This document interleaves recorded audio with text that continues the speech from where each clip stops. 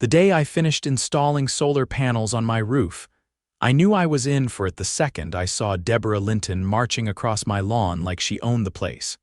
She always had that clipboard in her hand, tight curls bouncing with every angry step. Deborah was the president of our HOA, self-appointed queen of the cul-de-sac. She ran our neighborhood like a tyrant with a vendetta against anything that made her feel less important. And apparently, renewable energy was her latest threat. "You didn't submit a request for panel installation," she snapped, squinting up at my roof like it had personally offended her. I wiped the sweat off my forehead and leaned against my ladder. "Didn't need to. State law says I can install solar panels without HOA approval. It's called the Solar Rights Act." Her face twitched. "Not in this neighborhood, Quincy. We have architectural standards. Those hideous panels are a violation of Section 12. I crossed my arms. "Your covenant's outdated." "It was written before the state even passed the law." She narrowed her eyes. "You'll be receiving a violation notice and a fine." Sure enough, the next morning, I had a bright pink envelope taped to my front door with a notice of violation for $500. $500. For using solar energy. I wasn't just mad, I was ready. See, I'm not just some random guy with a drill and a dream. I'm Quincy Hartwell, retired municipal lawyer. I've written zoning regulations and argued cases in front of state judges. I knew the exact law she was breaking, and I had receipts. I didn't pay the fine. I sent her a certified letter quoting the California Solar Rights Act and demanded she cease harassment. She doubled down. Suddenly, I was getting random inspections, threats to lien my property, letters accusing me of damaging neighborhood aesthetics. One morning, I walked out to find a bright orange sticker on my garage, pending HOA enforcement noncompliance. I tore it off and walked straight to the courthouse. By then, I'd already pulled public records, scanned their outdated covenants, and filed a formal complaint.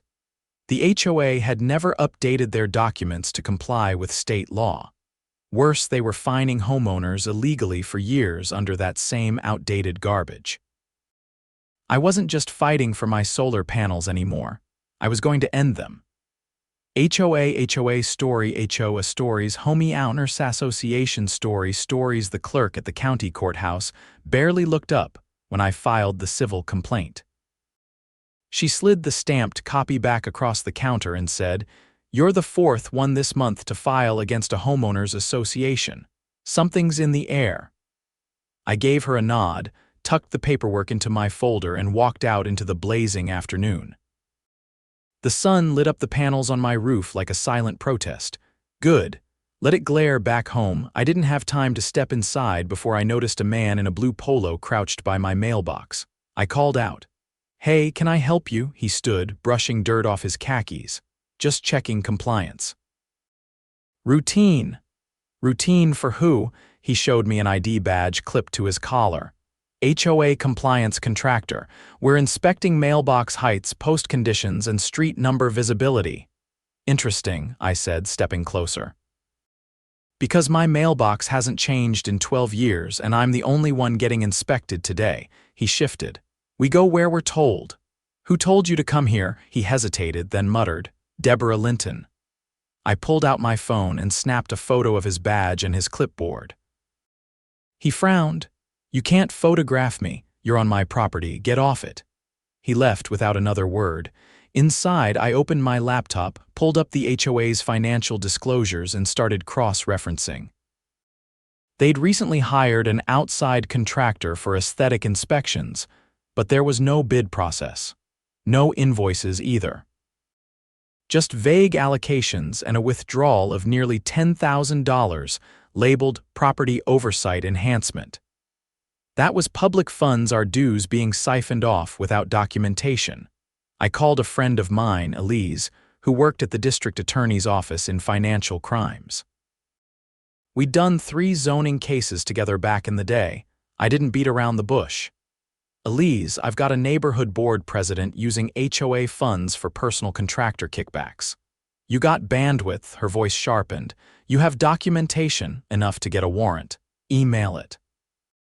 I'll get it in front of my supervisor. I sent her every spreadsheet, memo, and scanned check I had. Half an hour later, she called back. This is bad, Q. If this Deborah's directing funds without quorum approval and she's hiring contractors under the table, we're looking at embezzlement. I'll loop in the white-collar crimes unit.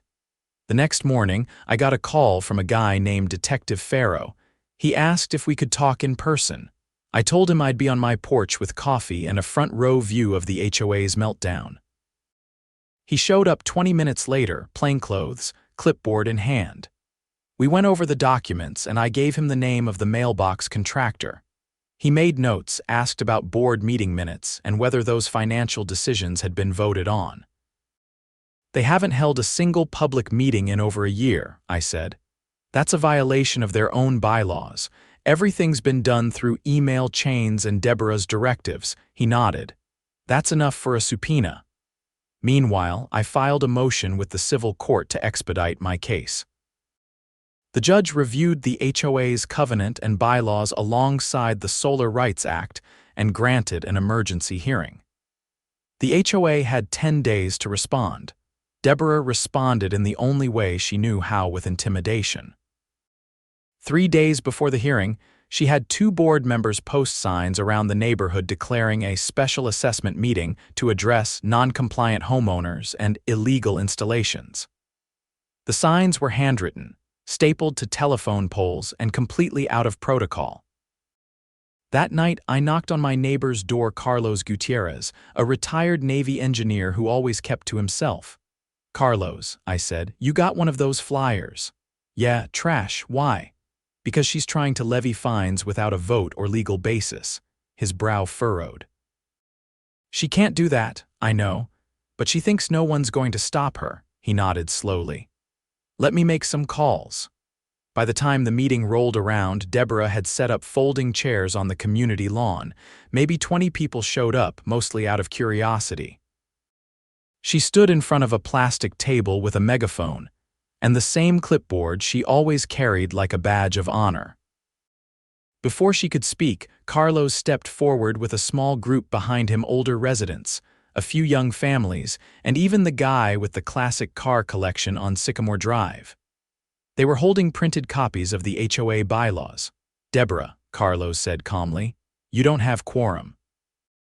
You didn't give proper notice. This meeting isn't valid." She looked flustered. "This is an emergency session. You don't have emergency powers." Section 8 says all meetings require 72 hours written notice and a published agenda. She tried to wave him off, but people started murmuring. Someone shouted, "Where's the money going, Deborah?" Another voice. "Why haven't we seen financials in months?" The meeting unraveled in minutes. I didn't even need to say a word. That night I got a call from Detective Farrow. We served a warrant at the HOA office, found 3 sets of books. One with member dues, one with expenses, and a third hidden in a locked drawer. That one shows personal transfers to Deborah's account. I exhaled slowly. "What are you charging?" "Fraud, embezzlement, abuse of fiduciary duty." "We're taking her in tomorrow." The morning of the hearing, the courtroom was packed. News had spread fast, and half the neighborhood showed up to see what would happen. Deborah arrived with a lawyer who looked like he'd rather be anywhere else. I sat at the petitioner's table with a stack of evidence and a binder 3 inches thick. The judge, a woman named Justice Patel, barely glanced at Deborah before turning to me. "Mr. Hartwell, I've reviewed your filings. Let's begin." It didn't take long. I walked her through the outdated covenant, the state statute, the unlawful fines, and the retaliatory inspections. Then I handed over a printed email chain Deborah had sent to the board, instructing them to target the panel guy to make an example. Justice Patel looked over her glasses at Deborah. "Did you authorize this?" Her attorney tried to object, but Deborah blurted out, "I was maintaining order."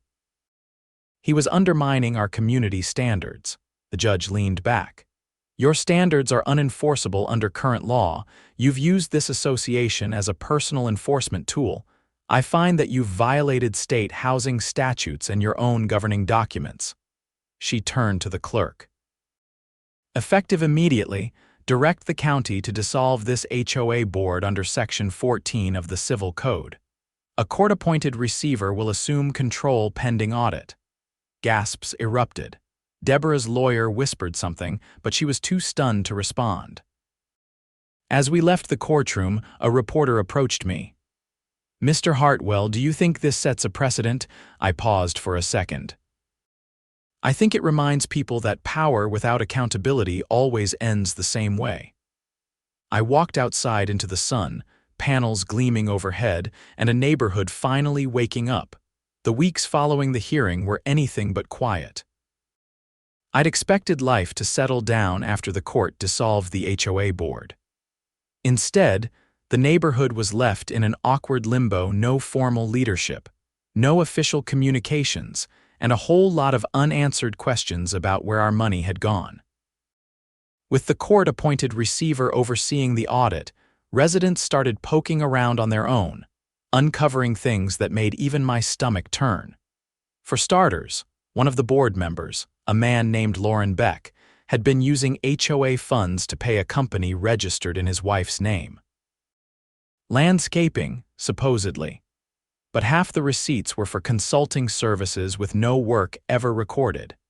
When the receiver's forensic accountants started digging, they found over $20,000 funneled into that account over the past 2 years. I ran into Lauren outside his house one afternoon. He was dragging a garbage bin to the curb with his head down. "You might want to talk to an attorney," I said, not stopping. He didn't look at me. "I didn't know what she was doing with the money." "She signed the invoices under your name." He didn't respond. By then, the receiver had started holding open meetings at the community center. Not the kind of meetings Deborah used to throw with catered coffee and pre-written talking points. These were real sessions, financial disclosures, Q&A, and a microphone that anyone could walk up to. At the first meeting, I sat near the back, watching faces I'd seen for years but never really known. When the receiver, a woman named Marcia Ellington, stepped up to the podium, the murmuring stopped. "As of today," she said, "we've identified over $70,000 in unapproved expenditures over the past 3 fiscal years. Gasps rippled through the room. "We also found that board elections have not been properly conducted since the year prior to the pandemic. No ballots were distributed, meeting minutes were falsified, and bank statements were routed to a private P.O. box belonging to the former board president." Someone near the front stood up. He looked like he'd aged 10 years since I last saw him washing his RV on the weekends. "Are you saying Deborah was stealing from all of us?" he asked, voice rising. Marcia paused. "We're saying the board misappropriated funds and acted without transparency or legal authority. Whether that qualifies as theft will be determined by the district attorney's office." That quieted the room. Carlos raised his hand. When called upon, he didn't hesitate. "Can we re-establish a new HOA, one that follows the law?" Marcia nodded. "That's up to the community. After the audit is complete, the court will allow the residents to vote on whether to dissolve the HOA entirely or re-charter it under new leadership and revised bylaws." Someone else shouted, "And what about the fines, the liens?" Marcia didn't flinch. "All invalidated. Any imposed without proper due process or legal authority will be nullified. Property owners will receive written confirmations." The energy in the room shifted, less outrage, more focus. You could see people starting to plan.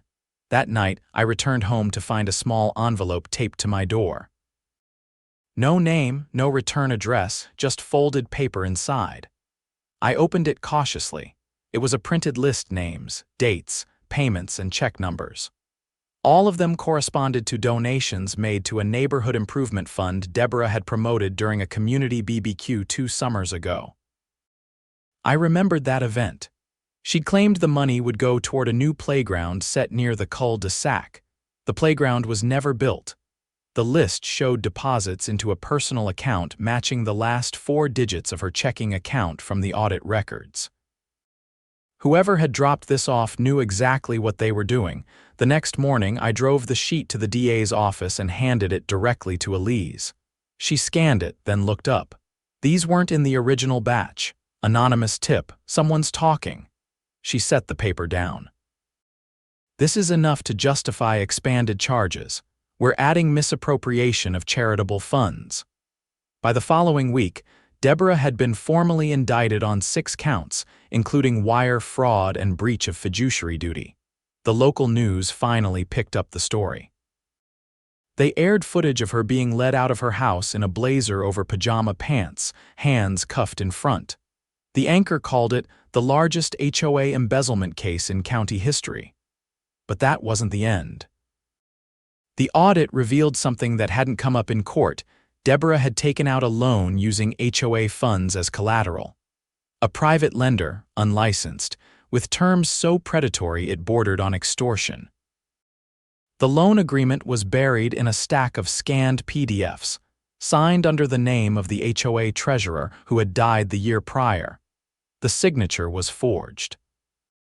When the receiver presented that to the judge, the court froze all HOA accounts and issued a cease and desist order against the lender, triggering a legal chain reaction. The lender's attorney tried to claim the HOA had authorized it, but the forged signature and the deceased treasurer's name made that impossible to defend. The lender backed off, quietly. And then came the part I'd been waiting for: the community vote. Marcia organized it by certified mail and in-person drop-off. Each household had a ballot: dissolve the HOA permanently or re-charter under strict new bylaws with state oversight for the first 2 years. People were divided. Some still believed in the idea of a governing body. Others, burned by the corruption, wanted nothing more to do with it. I stood on my porch the night before the vote deadline, sipping tea and watching porch lights blink on across the street. Carlos walked over, hands in his jacket pockets. "Which way you voting?" he asked. "Dissolve," I said. "Too much damage, too many blind spots," he nodded. "I'm leaning that way too. You think we can do better without it?" "I think we'll hold each other accountable. That's more than the board ever did." The vote came in 3 days later, 79% in favor of dissolution. The judge finalized the order within 48 hours. The HOA was officially dead. In its place, a volunteer neighborhood group emerged, not a legal entity. No power to fine or enforce, just people coordinating clean-ups, sharing resources, and keeping an eye out for each other. No dues, no secret meetings, no power plays, just neighbors. One afternoon, as I was replacing a motion light on the side of my garage, a teenager on a bike stopped at the end of my driveway. "Hey," he said, pointing to the panels. "My science teacher said you're the reason those are legal here now." I raised an eyebrow. "They were always legal, people just stopped checking." He gave me a thumbs up and pedaled off. That, more than anything, told me we were heading in the right direction. No board, no fines. Just sunlight and a neighborhood finally seeing things clearly. 2 months after the HOA was dissolved, something strange started happening. Mailboxes that had been flagged for minor aesthetic violations under Deborah's regime were being mysteriously repainted overnight. Not by the homeowners. By someone else. All the work was identical: same gray gloss, same sloppy brush strokes, same streaks dripping down the posts. At first, people thought it was a leftover initiative from the old board. Maybe a contractor finishing a job late. But then a few homeowners, including a widow down the street named Mrs. Carruthers, found handwritten notes in their mailboxes unsigned, but threatening to stay compliant or else. Mrs. Carruthers brought the note to me, hands trembling. "I thought this was over," she said. "I didn't even want the repaint. My grandson just did it for me last month." I examined the handwriting. Sharp angles, forceful pen pressure, and a distinct backward loop on the letter G. "This wasn't a leftover anything," I said. "This is someone trying to keep the ghost of the HOA alive." I installed a trail cam under the eaves of my garage, angled toward the street. 3 nights later, I caught him. It was Lauren Beck. The same former board member who'd quietly faded into the background after the financial disclosures exposed his wife's shell company. He was wearing a reflective vest, and carrying a 5-gallon bucket in the crook of his arm, stopping at mailboxes and brushing over them in a rush, glancing over his shoulder every few seconds. I downloaded the footage and sent it to Marcia, the former receiver. She was no longer obligated to oversee the neighborhood, but she still had contacts in the city attorney's office. Within a day, I had a call from a deputy investigator named Malik Jennings. "You're not going to believe this," Malik said. "We've been watching Lauren for weeks. He's part of a group trying to revive the HOA under a different name." "Let me guess," I said. "Something with the word council in it. Community Heritage Advisory Council. They've been holding private meetings at a nearby church, soliciting dues, and threatening residents with enforcement letters if they don't comply with old codes." I leaned back in my chair. "That's not just unethical, that's fraudulent impersonation of a defunct legal entity." "It gets worse," Malik said. "They filed paperwork with the county under a new nonprofit name and claimed to have taken over the responsibilities of the dissolved HOA, including authority over property assessments." My heart skipped. "Are they collecting money?" "Yup," he said, "and promising preferred treatment in future property tax disputes. It's a scam. And they're using the old database Deborah kept to target people who didn't vote in the dissolution." I emailed him the footage of Lauren painting mailboxes and the scanned note from Mrs. Carruthers.